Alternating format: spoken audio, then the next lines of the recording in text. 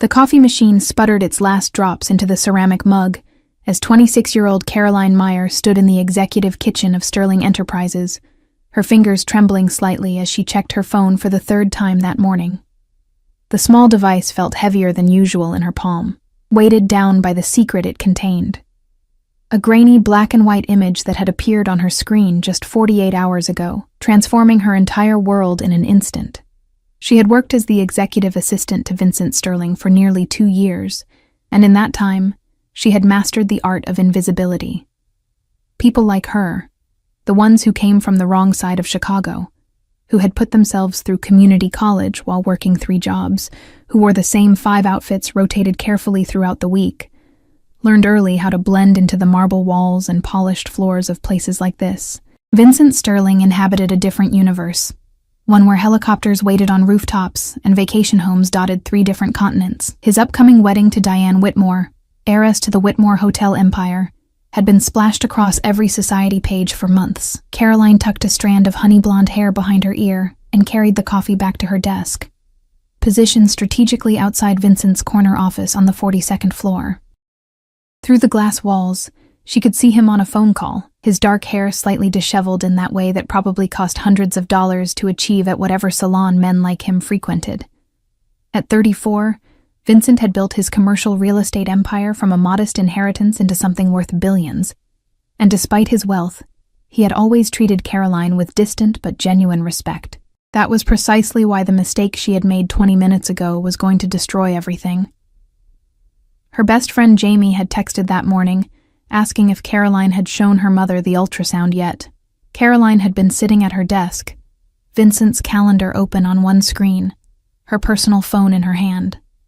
She had meant to send the image to her mother, Margaret, whose contact sat right below Mr. Sterling in her message list.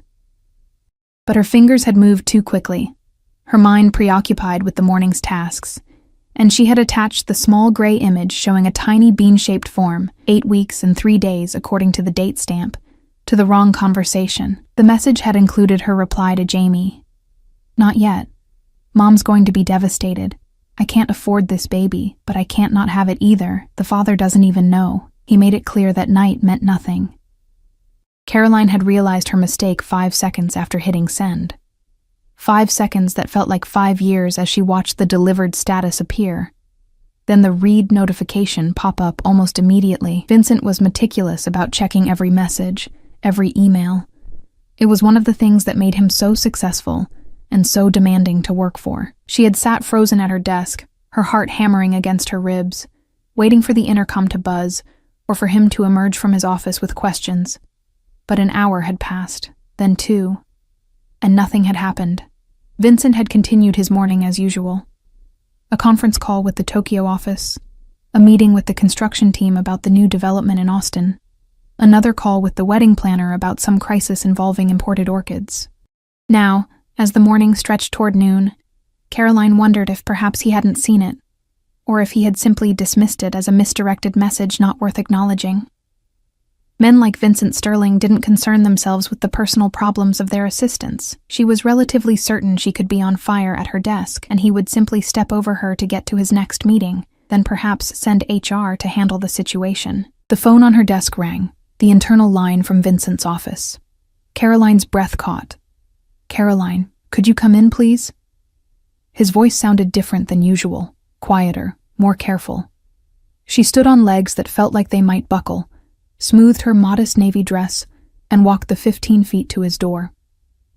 Through the glass, she could see him standing by the floor-to-ceiling windows overlooking Lake Michigan, his back to her, hands in his pockets.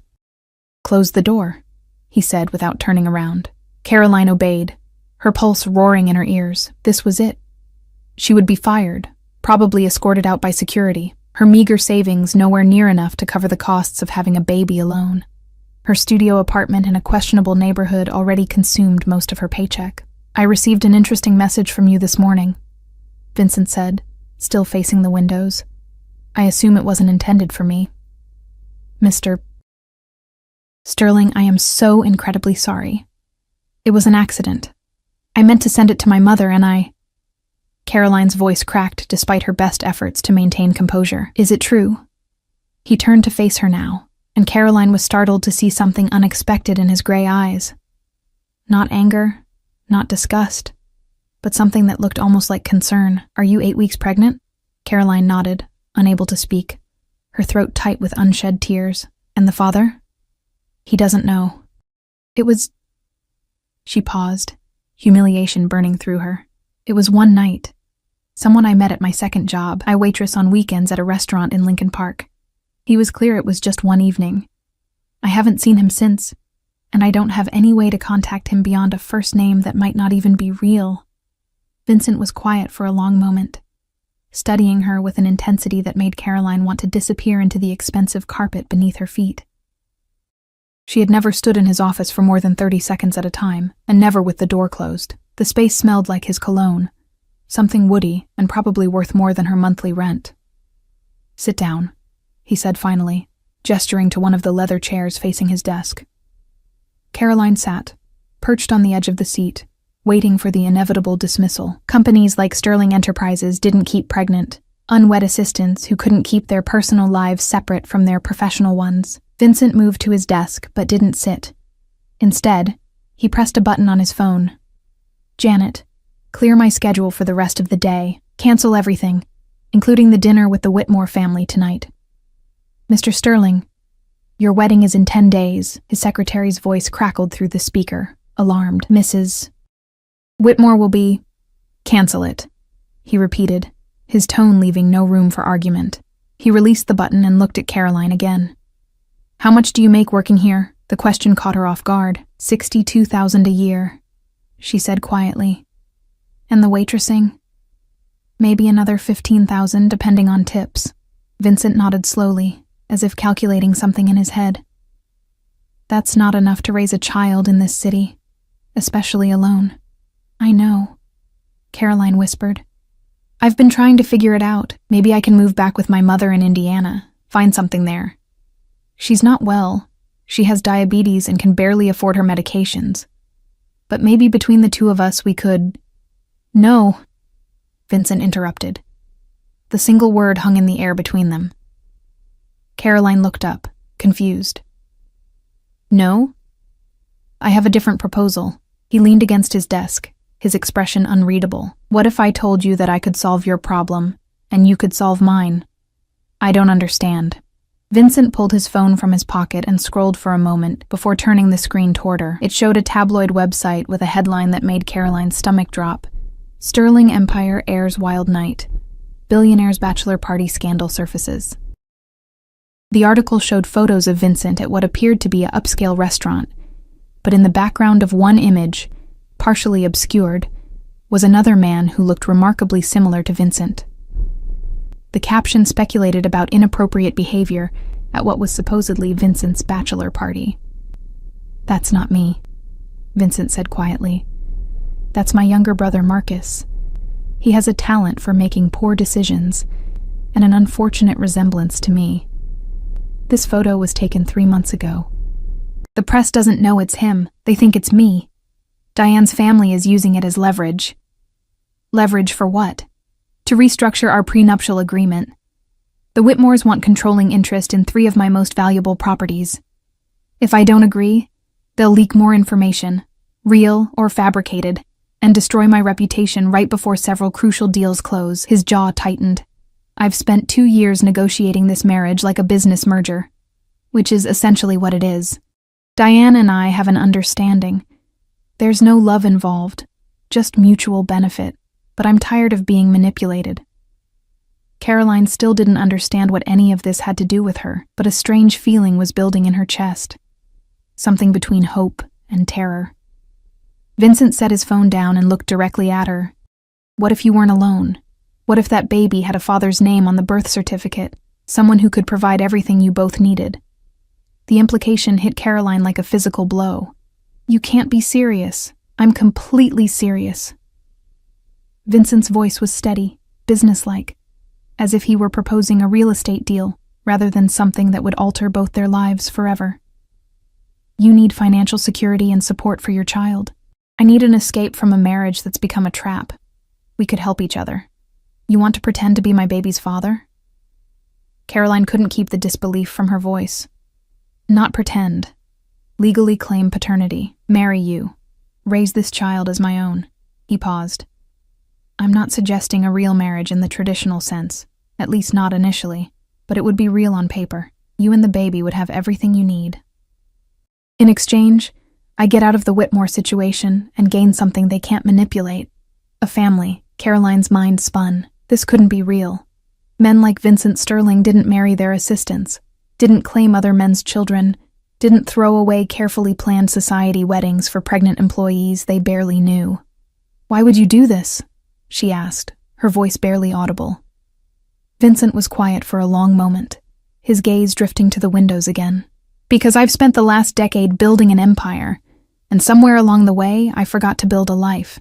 I'm about to marry a woman who sees me as a business acquisition. When I saw that ultrasound this morning, saw someone fighting to do the right thing even when it's terrifying and impossible. He stopped, seeming to search for words. It reminded me what actually matters. And maybe this is insane, but it's the first thing that's felt real in years. Caroline's hand unconsciously moved to her still flat stomach. Could she actually consider this? It was absurd. Impossible. It solved all her problems in one sweep while creating entirely new ones. I need time to think, she managed. You have until the end of the day, Vincent said, his businessman persona sliding back into place. After that, I announce my engagement to Diane is off regardless. But whether you're the reason, whether you and that baby become my family, that choice is yours. He moved toward the door, then paused with his hand on the handle. For what it's worth, Caroline, in 2 years you've been the most competent, hardworking, honest person I've encountered in my professional life. If I'm going to build something real, I can't think of anyone I'd rather build it with. Then he was gone, leaving Caroline alone in his office, staring at the ultrasound image still displayed on her phone screen, trying to comprehend how her entire existence had just shifted on its axis in the span of 20 minutes. Caroline didn't return to her desk immediately. She stood in Vincent's empty office for several minutes, her legs unsteady, her mind racing through 1,000 impossibilities that were somehow being offered as reality. Through the windows, Lake Michigan stretched endlessly, gray-blue and indifferent to the chaos of human lives playing out in the towers along its shore. Her phone buzzed. A text from Jamie. Did you tell your mom yet? Want me to come over tonight? Caroline stared at the message, then at the ultrasound image still glowing on her screen.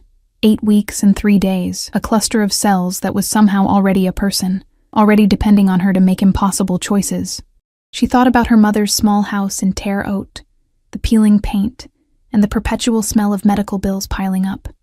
She thought about her studio apartment, where the radiator clanked all night, and her neighbors' arguments bled through the thin walls. She thought about the spreadsheet she'd created last week, calculating costs, diapers, formula, childcare, medical expenses, each number a small hammer driving home the impossibility of her situation. And then she thought about Vincent Sterling's offer, which made absolutely no sense from any rational perspective. When she finally emerged from his office, Vincent was gone. Janet, his secretary, looked up from her computer with barely concealed curiosity. The older woman had worked for Sterling Enterprises for 15 years and had perfected the art of knowing everything while appearing to know nothing. Mr. Sterling left for an appointment, Janet said carefully. He said you should take the rest of the day off. Paid, of course. Of course. Because Vincent Sterling could casually offer half-days and marriage proposals with equal ease, as if both were simply line items in a budget. Caroline gathered her things mechanically. Her worn purse, her lunch container with its sad salad, her jacket from Target that she'd bought 3 years ago. In the elevator descending from the 42nd floor, she caught her reflection in the polished steel doors. She looked exactly like what she was, a girl from nowhere trying to survive in a city that ate people like her for breakfast. The November wind hit her as she exited the building, cutting through her inadequate jacket. She walked without direction, her feet carrying her along Michigan Avenue where window displays showcased jewelry that cost more than she'd earned in her entire life. A wedding dress in one window stopped her, an explosion of white silk and crystal beading, the kind of dress someone like Diane Whitmore would wear, or would have worn, if Vincent actually went through with canceling the wedding. Had he already done it? Was Diane Whitmore right now receiving the news that her carefully planned society marriage was dissolving because of a misdirected text message and a pregnant assistant? Caroline's phone rang, her mother's number. She almost didn't answer, but guilt propelled her thumb to the screen. "Hi, Mom." "Caroline, sweetheart, I've been trying to reach you." Margaret Meyer's voice carried the perpetual tiredness of someone fighting battles on multiple fronts. "The pharmacy called about my insulin. There's been some mix-up with the insurance again. I hate to ask, but could you—" "How much?" Caroline interrupted, already knowing the answer would be money she didn't have. $340. "I know it's a lot, honey. If you can't, I'll figure something out. Maybe I can split the prescription, make it last longer." "Mom, no, don't do that." Caroline closed her eyes against the sting of tears. Her mother rationing life-saving medication while Caroline stood on a street corner contemplating a marriage proposal from a billionaire. The absurdity was almost laughable. "I'll transfer the money tonight. You're such a good girl, Caroline. I don't know what I'd do without you." The words landed like stones in Caroline's chest. After they said goodbye, she stood on the corner of Michigan and Randolph, watching people rush past with their important lives and their problems that probably didn't include impossible choices between pride and survival. Her phone buzzed again, this time an unknown number with a brief message. "The offer stands. No pressure. Just possibility. V.S." He'd given her his personal number. In 2 years of working for him, she'd never had direct access to Vincent Sterling outside of office communication systems. It felt intimate in a way that made her uncomfortable, this small thread connecting them outside the formal structure of employer and employee. Caroline found herself walking toward the library, the Harold Washington branch where she used to study during her community college years. The building welcomed her like an old friend, all glass and steel, and the comforting smell of books and old radiators. She found a quiet corner on the 5th floor and did what she always did when life overwhelmed her. She researched marriage laws in Illinois, paternity establishment, prenuptial agreements. She read about women throughout history who had made strategic marriages for survival, for protection, for their children's futures. She read about modern marriages of convenience, about couples who built real partnerships from practical beginnings. She read until her eyes burned and the afternoon light faded beyond the windows. And then she read something that made her stop. An article about children growing up without fathers, the statistical impacts, the lifelong consequences. Her own father had left when she was 4. A vague memory of a man who smelled like cigarettes and made her mother cry. She had grown up watching her mother work herself to exhaustion, watching opportunities close because there was never enough money, never enough support, never enough of anything. Could she really condemn her own child to that same struggle when another option existed? Her phone rang again. This time, Vincent himself. "Have you eaten?" he asked without preamble. "What?" "It's 7 o'clock. You've been gone for 8 hours. Have you eaten anything?" Caroline realized she hadn't. The sad salad sat untouched in her bag. "I'm fine. There's a small Italian restaurant on Taylor Street, Francesca's. Do you know it?" "I know the neighborhood. Little Italy, where she occasionally picked up extra shifts at a bakery. Meet me there in 30 minutes. We should talk properly, away from the office." He paused. "Please." The please surprised her more than anything else that day. Men like Vincent Sterling didn't say please to people like her. 28 minutes later, Caroline stood outside Francesca's, a modest family-run place with red checkered tablecloths visible through the steamed windows. It was so far removed from the restaurants Vincent Sterling typically frequented that she almost wondered if he'd given her the wrong address. But then he emerged from a black car, not a limousine, just a regular sedan that he appeared to be driving himself, and walked toward her. He'd changed from his suit into jeans and a dark sweater, and for the first time since she'd known him, Vincent Sterling looked almost ordinary. "Thank you for coming," he said, opening the door for her. Inside, the restaurant was warm and loud with the sounds of families eating together, children laughing, old Italian men arguing good-naturedly at the bar. A tiny woman with steel-gray hair spotted Vincent and rushed over, launching into rapid Italian while kissing both his cheeks. "Vincenzo, where have you been? It's been months." "Busy, Nonna Rosa. Too busy." He smiled at the woman with genuine warmth. "This is my friend Caroline. We need a quiet table." if you have one. Nonna Rosa studied Caroline with sharp eyes that missed nothing, then nodded slowly. For you, always. Come. She led them to a small booth in the back corner, away from the main dining room's chaos. As they sat, Caroline couldn't reconcile this scene with the man she thought she knew. You come here often enough to have a regular table and a nickname? She asked. Vincent had the grace to look slightly embarrassed. My mother's family is from this neighborhood, 3 generations back, but Rosa's family and mine go way back. I used to come here with my grandmother when I was young. After she died, I kept coming. It's one of the few places I can just be Vincent instead of Vincent Sterling, heir to whatever empire the press decides I'm running that week. Nonna Rosa returned with bread, olive oil, and wine that neither of them had ordered. She poured 2 glasses, gave Vincent a meaningful look that clearly communicated something Caroline couldn't interpret, and disappeared again. She thinks you're my girlfriend, Vincent said quietly. I've never brought anyone here before. The weight of that statement settled between them. Caroline tore a piece of bread, using the action to avoid his eyes. I did it, Vincent said abruptly. This afternoon. I called Diane and told her the wedding was off. Caroline's hand froze halfway to her mouth. What did she say? She was furious, threatened lawsuits, threatened to ruin my reputation, threatened everything she could think of. Her father called 20 minutes later with similar threats. He took a sip of wine. Then, about an hour ago, I received a very calm, very cold email from Diane herself. Want to know what it said? Caroline nodded, unable to speak. Thank God. I was trying to figure out how to break it off without losing my trust fund. My lawyer will send the paperwork. Turns out, we were both trapped in a performance, both too proud or too stubborn to admit it. He laughed, but there was no humor in it. 2 years of my life negotiating a marriage neither of us actually wanted. I'm sorry, Caroline said, though she wasn't sure what she was apologizing for. Don't be. It's the first honest thing that's happened to me in years. Vincent leaned forward, his gray eyes intent. I meant what I said this morning, Caroline. I'm not asking you to love me. I'm not even asking you to live with me right away if that makes you uncomfortable. But I am asking you to let me do this. Let me give that baby my name. Let me provide what you need.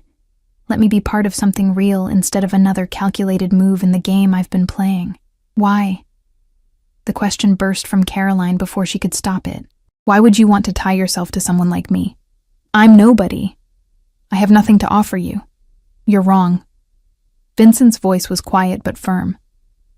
You're the first person in my world who doesn't want anything from me except a fair day's pay for a fair day's work. You've never asked for special treatment, never tried to leverage your position, never treated me like a walking bank account. Do you know how rare that is? How valuable? That's just basic decency. Exactly.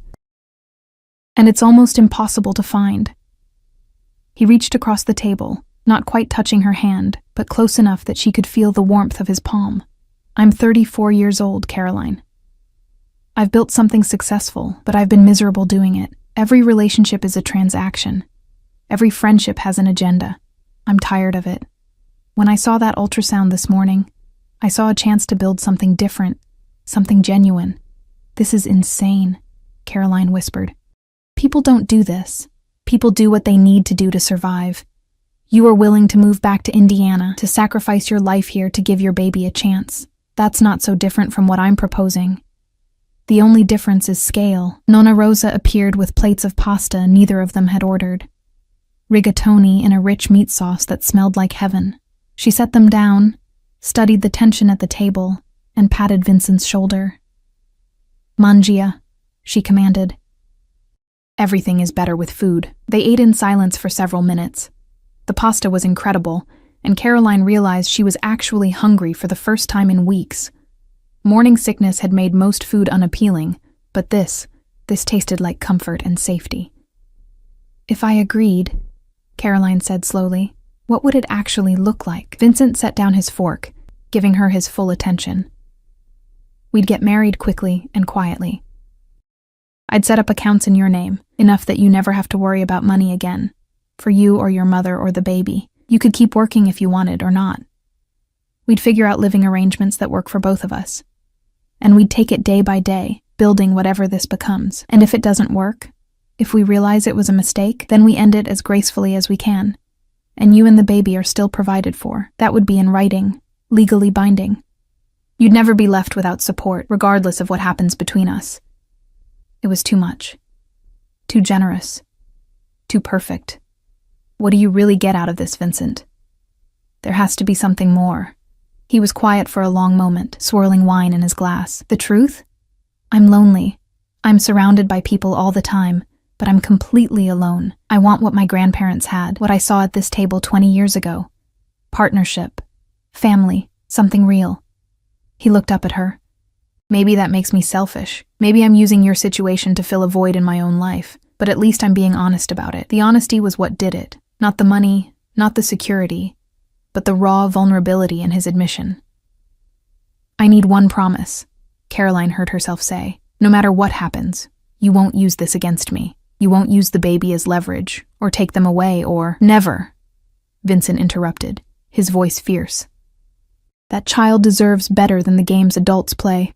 I promise you, Caroline, whatever we do with their best interests first. Always. Caroline looked down at her plate, at the half-eaten pasta, at her hands that shook slightly as they gripped her fork.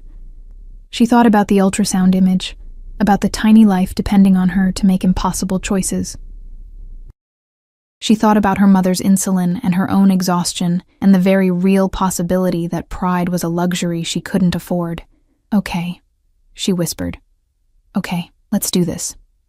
Vincent's entire posture changed, relief washing over his features. Really? On one condition. We do this honestly. No pretending to feel things we don't feel.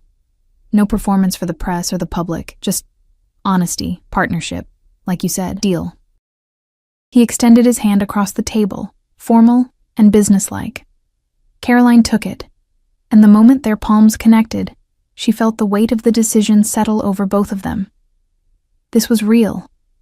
This was happening. In agreeing to let Vincent Sterling claim her baby, she was stepping into a life she couldn't begin to imagine. When? She asked. As soon as possible. I'll have my lawyer draw up the papers tomorrow. We can be married by the end of the week if you're willing. The end of the week. 5 days until Caroline Meyer became Caroline Sterling. Until her life transformed completely. Nonna Rosa appeared again, this time with tiramisu and 2 small glasses of limoncello. She set them down with a knowing smile, as if she understood exactly what had just been decided at this small table in the back of her restaurant.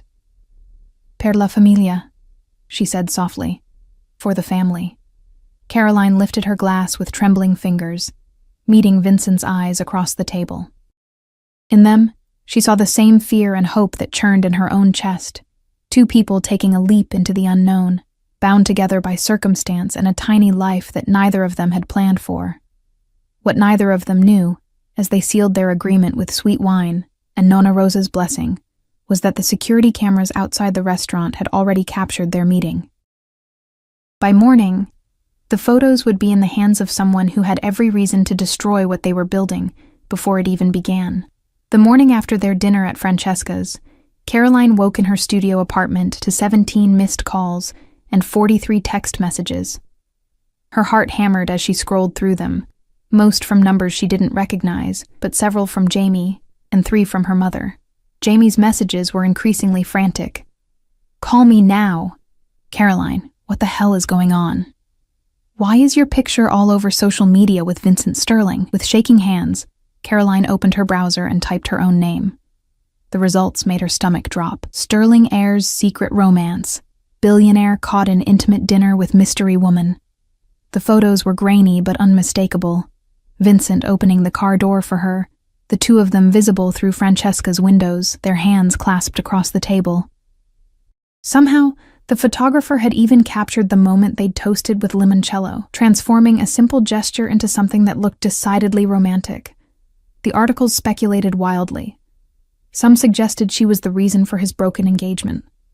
Others dug into her background. Working-class assistant from Indiana appeared in multiple headlines. A few had already found her social media accounts, dissecting her modest life for public consumption.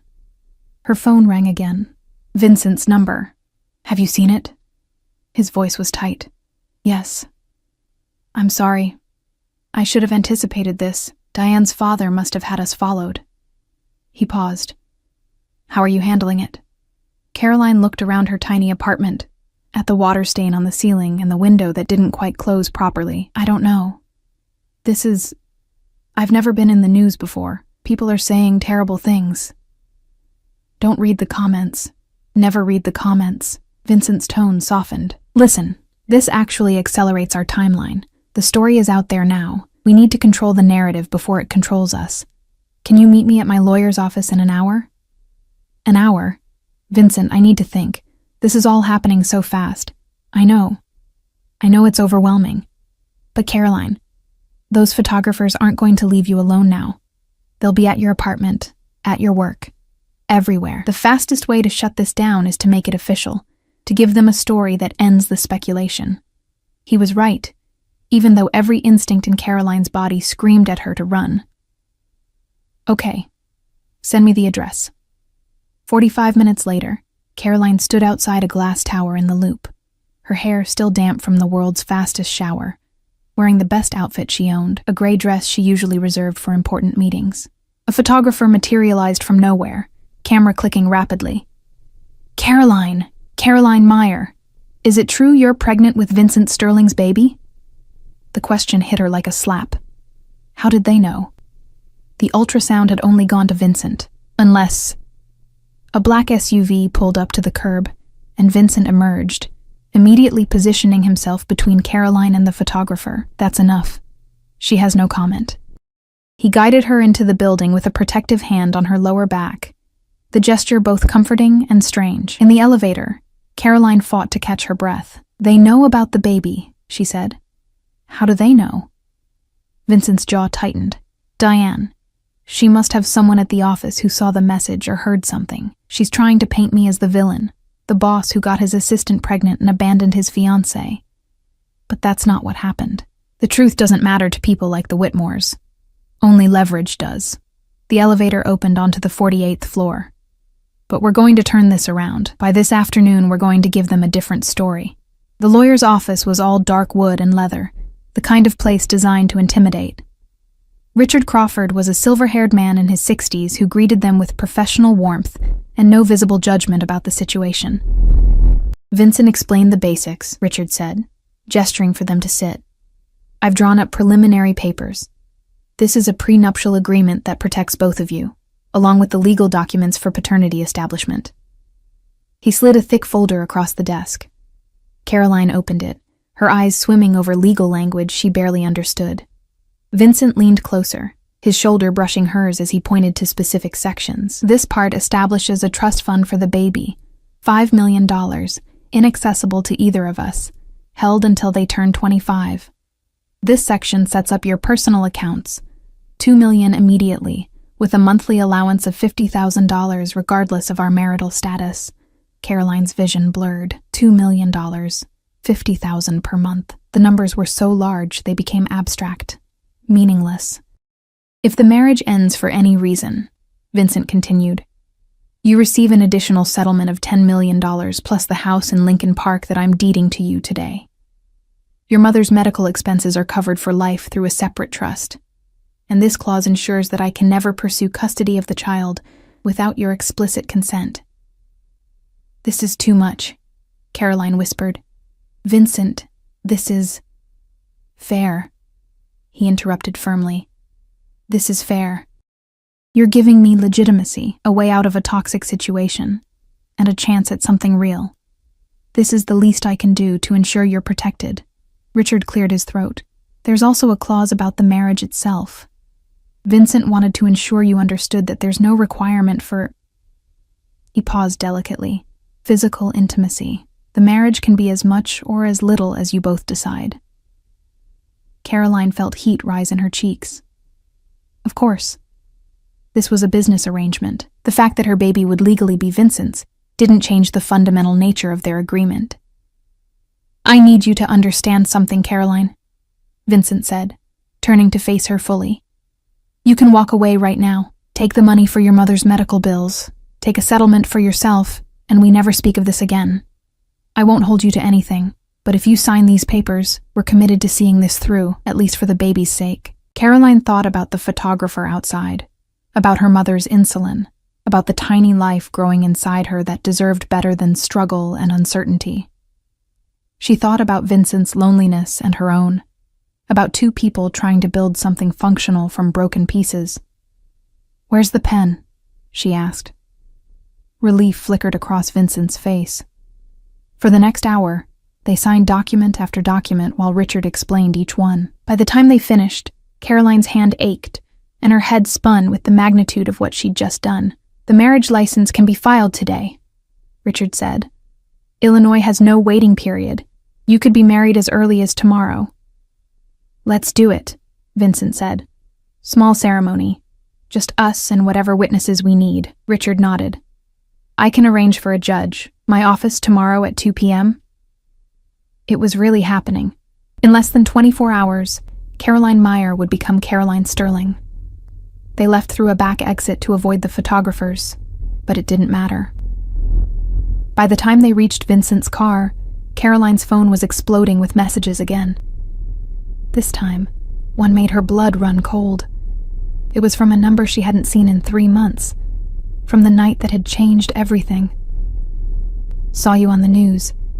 That's my kid you're carrying. We need to talk. Derek." Caroline stopped walking so abruptly that Vincent nearly collided with her. "What's wrong?" She showed him the message, watching his expression darken as he read. "The father," Vincent said flatly. "The one who wanted nothing to do with you. He never told me his last name. I had no way to find him. But now you're about to marry a billionaire, and suddenly he's interested." Vincent's voice carried an edge she'd never heard before. Classic. "What do I do?" Vincent took her phone and blocked the number without hesitation. Nothing. He had his chance. He made his choice. This baby is mine now, legally and in every other way that matters. He has no claim. But what if he fights it? What if he tries to— Caroline. Vincent's hand settled on her shoulders, gentle but grounding. "I promise you, he won't get near you or that baby. I have the best lawyers in the state. We'll handle this." But even as he said it, Caroline felt the first real crack in the foundation they were trying to build. Derek hadn't wanted her when she was nobody, but now that she represented money and opportunity, he'd come crawling back. It was exactly the kind of complication she'd feared, the kind that could unravel everything. They drove to Caroline's apartment so she could pack. The photographers had indeed found it. 3 of them camped outside the entrance. Vincent called building security and had them removed, but the damage was done. Caroline's privacy was gone, transformed overnight into public property. Inside her studio, surrounded by the modest possessions of her old life, Caroline felt the enormity of her decision crash over her. Tomorrow she would marry a man she barely knew. In 7 months, she would have a baby. Everything she understood about herself and her future had evaporated in the span of 48 hours. "We don't have to do this," Vincent said quietly from the doorway. "Even now you can change your mind." Caroline looked at him, this complicated, lonely billionaire who had somehow become her lifeline. "Do you want to change your mind?" "No." His answer was immediate and certain. "Marrying Diane would have been the biggest mistake of my life. This—" He gestured between them. "This feels right, even if it's unconventional." "Okay then." Caroline pulled her suitcase from the closet. "Help me pack. I guess I'm moving." They worked in comfortable silence, Caroline folding her modest wardrobe, while Vincent carefully wrapped the few photos she had, her mother, her grandparents, a picture of herself graduating from community college that represented years of night classes and exhaustion. "Tell me about your family," Vincent said, holding the graduation photo. "Not much to tell. Mom raised me alone after Dad left. She worked 2 jobs most of my childhood. We never had much, but she made sure I knew I was loved." Caroline folded a sweater. "What about yours?"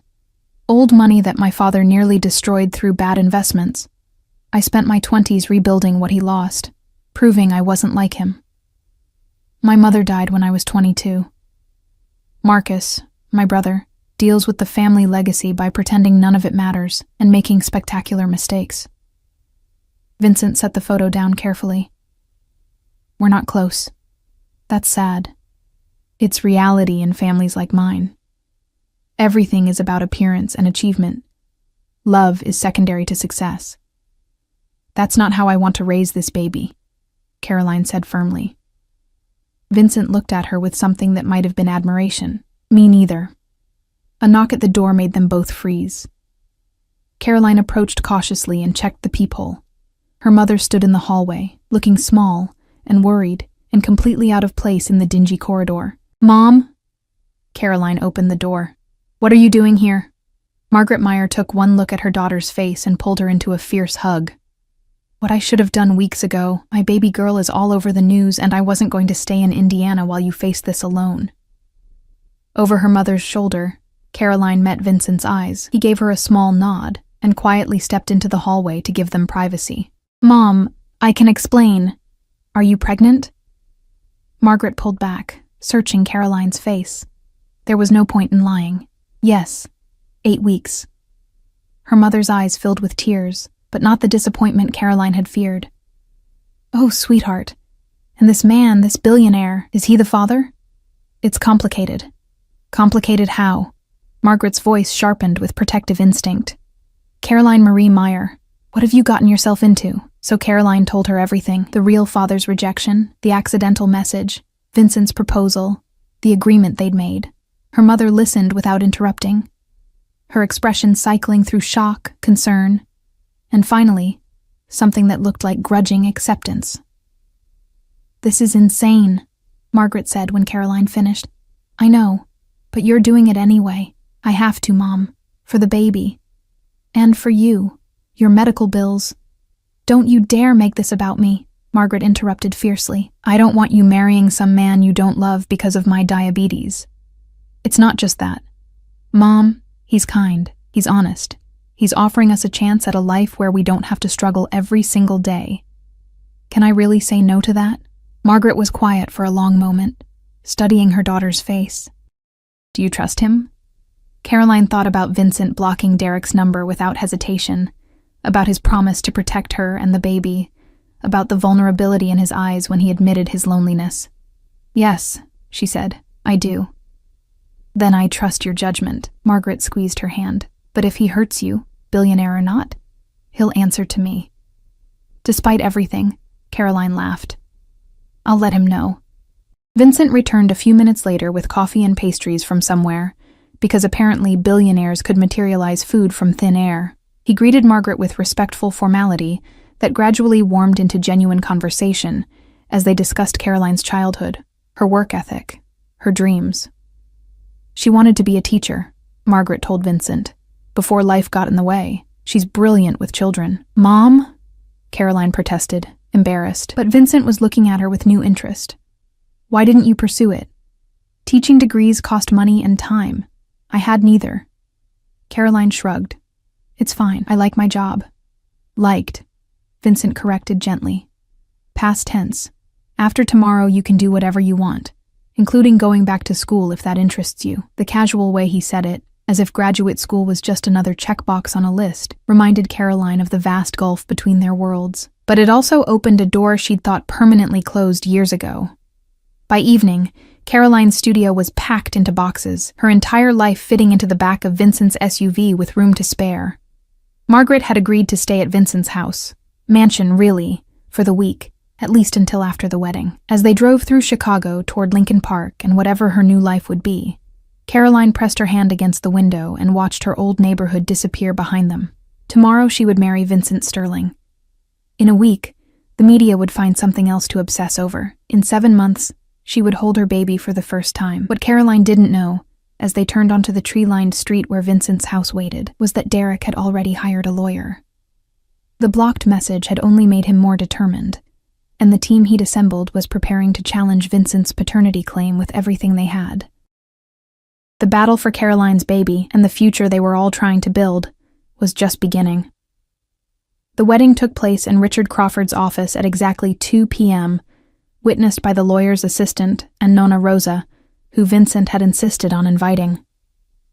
Caroline wore a simple cream-colored dress that her mother had purchased that morning. and Vincent wore a dark suit that probably cost more than Caroline's previous annual salary. There were no flowers, no music, no guests beyond the 4 people required to make it legal. Judge Patricia Moreno, a woman in her 50s with kind eyes, performed the ceremony in less than 10 minutes. When she pronounced them husband and wife, Vincent kissed Caroline's cheek with such gentle formality that it felt more like a business handshake than a wedding kiss. "Congratulations," the judge said warmly, handing them their marriage certificate. "I hope you'll be very happy together." Caroline stared at the document, at her new name printed in official lettering, Caroline Sterling. It didn't feel real. Nonna Rosa had other ideas about the celebration. She'd brought champagne, sparkling cider for Caroline, and insisted they toast properly. Salute to new beginnings and beautiful babies. Margaret wiped tears from her eyes, though whether they were happy or worried, Caroline couldn't tell. Her mother had been reserved since arriving in Chicago, clearly overwhelmed by Vincent's world, but trying her best to be supportive.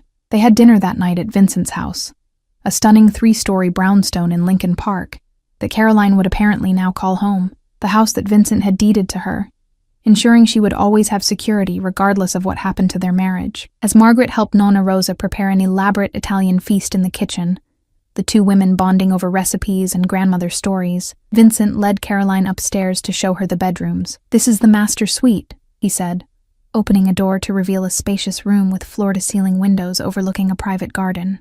"It's yours. I've moved my things to the guest room down the hall." "Vincent, you don't have to." "Yes, I do.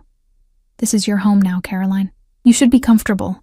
He showed her the walk-in closet, already stocked with maternity clothes in her size, and the adjoining bathroom with its enormous tub. "The nursery is across the hall. I took the liberty of hiring a decorator, but if you hate everything, we'll start over." The nursery was painted a soft sage green with white furniture and a rocking chair positioned by the window.